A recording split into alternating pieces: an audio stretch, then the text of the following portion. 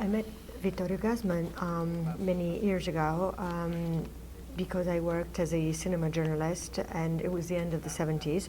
We became friends, and I was lucky enough to be able to visit him on the set of his movies and also on the theater where he was working as an actor. It was a great privilege for me, not only because he was an incredible artist, but also because he was a great, exceptional human being that we all learned a lot from. Two producers who had the rights to some of his work asked me to work on this documentary after they saw another documentary that I had made previously about Dino Risi, a filmmaker who had collaborated with Vittorio in many occasions. They made 16 films together, including Il Sorpasso, which is the highlight, the Easy Life, and Scent of a Woman, and I Mostri. What happened was that I was able to revisit all the footage that I had access to, and thankfully, because of all my experience with him on set, and on the theater stages where he was working, I was very familiar with all of the most important moments that I needed to basically single out from the archival footage of Italian television, or I was able to access segments of video interviews that he had given over the years, in which he was describing the most salient moments of his life, both on set for films and on the theater stage. I was also greatly supported by the trust confided in me by his family, his children and his wife, who knew that they could count on me, and they were very open to the project. But it wasn't easy to be able to streamline or to condense 60 years of his career, because he started working in the 40s and he died in 2000. Luckily, Vittorio Gassman was loved and admired to a great extent in Italy, and people still see his work on TV on a regular basis. So even younger generations are very familiar with his work and still do admire him.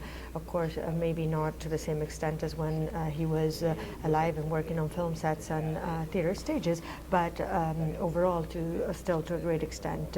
In general, as an approach for this documentary, we decided to work on the memories that we had of him by talking about his work of an artist in a chronological way, starting from his youth and providing further details for the new generation of Italians or viewers, and delving deeper for those in the older generation that were already familiar with his work.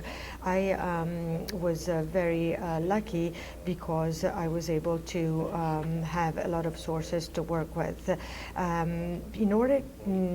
There's other important work that have been done about him, and there's other documentaries that are out there, but in my case, we decided to have a different approach because we wanted to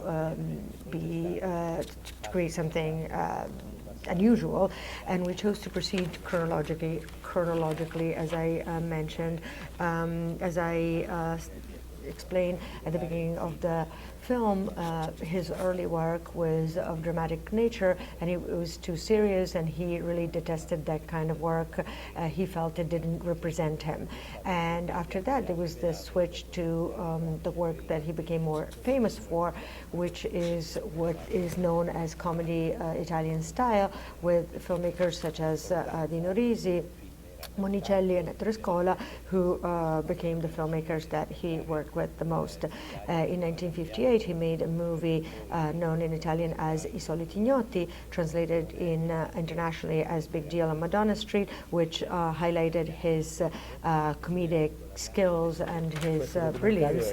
And starting from that great success, he never stopped playing those kind of roles.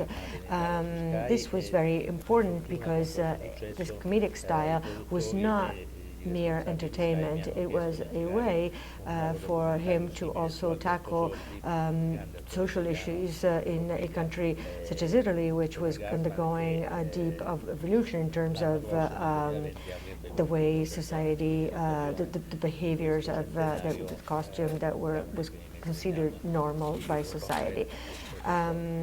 He was lucky enough to work with filmmakers and screenwriters who were enlightened and were able to include all of these social aspects in a critical way in their great comedic work. Unfortunately, in later generations, both in terms of the viewers and the Italian population as a whole, there tended to be too much of an identification with the lighthearted or fun, easygoing nature of the characters that he created, setting aside or overlooking the very significant social criticism components of his work.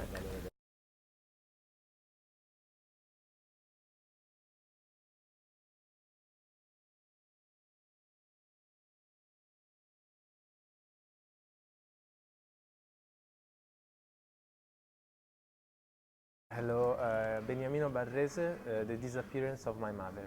In Italian, La scomparsa di mia madre. It's a documentary about my mom, Benedetta Barzini.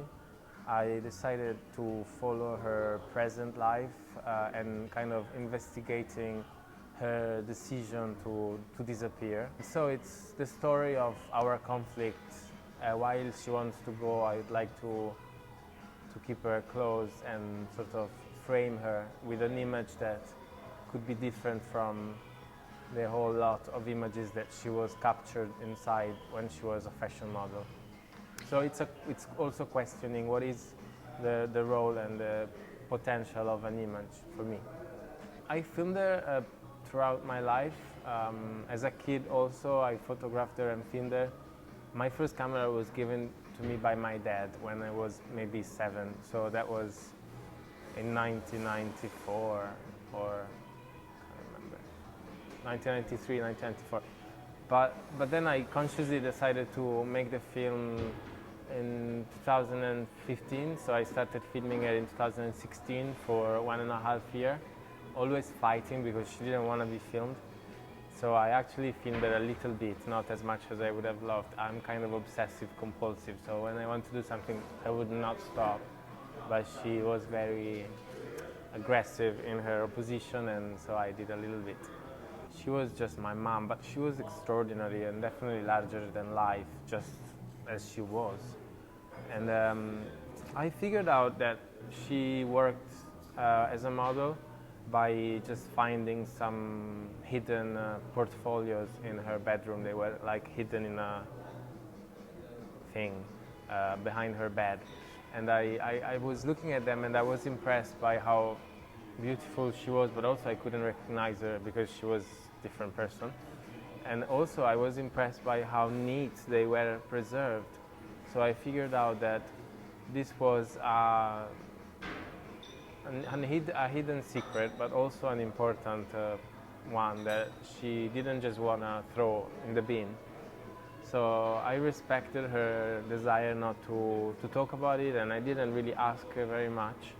And she wouldn't really tell me anything anyway. So when I grew up, I started reading, or maybe I would know from people that saw her in TV, stories about her life. And then I went to live in London, and when I was there and I felt nostalgia for home, I would Google her name and I would start knowing all sorts of things. And that's when I kept a little folder in my computer where I was collecting all these photos, and I would be very delicate. So I would do it once in a while, and every time I would find a new photo and I would be like, wow, this is amazing. And that's when I found out that she was working with Avedon and Penn, and because I'm a photographer myself, it was exciting to see that she had met all these people. She has a very controversial relationship with wealth because she was a victim of a family that was completely, I'd say damaged by their wealth. obviously wealth is great, but can also blind you and make you stupid, as we know, I guess, by the world we live in, which is all about money and not much about thinking. So um, she she grew up almost by herself because her family was not really minding her, and she was left to, like, how do you call them, nannies and governess, whatever. And she was, as a really rebellious teenager, she was not loved. I don't think her father even considered his daughter for some reason, and her mom was not really minding them. So she didn't have any love. And I guess money has to do with it. No, I never met my grandparents, and she didn't connect me very much to my family. So what happened there is that I think my grandmother chose to get Canadian citizenship in order to choose one single of her kids to give all her inheritance. So my mom didn't really have access to this money, and she didn't really want to have it. So she got, finally, after a really big trial in court that was arranged by her other brothers, she got a little portion of it, but she basically became a communist, and she has this rejection for wealth and for possession. So, for example, she never bought a house, which for me is stupid because now she doesn't have one, and I'm scared for her. But yeah, so it's your karma. You live and then you do your choices. And I wish she had a more balanced relationship with wealth. And also, she didn't get very well paid for her job as a model because she wasn't a commercial model. She would work for Vogue, but not for advertisement, and only editorials. And I think that's why in the film it's very moving for me to see her and Lauren Hutton together, because Lauren Hutton was the opposite. She used modeling as a way to be empowered as a woman. Obviously, she had the right face. She was blonde with blue eyes, so she could do that. And it's a different path. For my mom, it's different. She didn't have that choice. But anyways, she's controversial about money.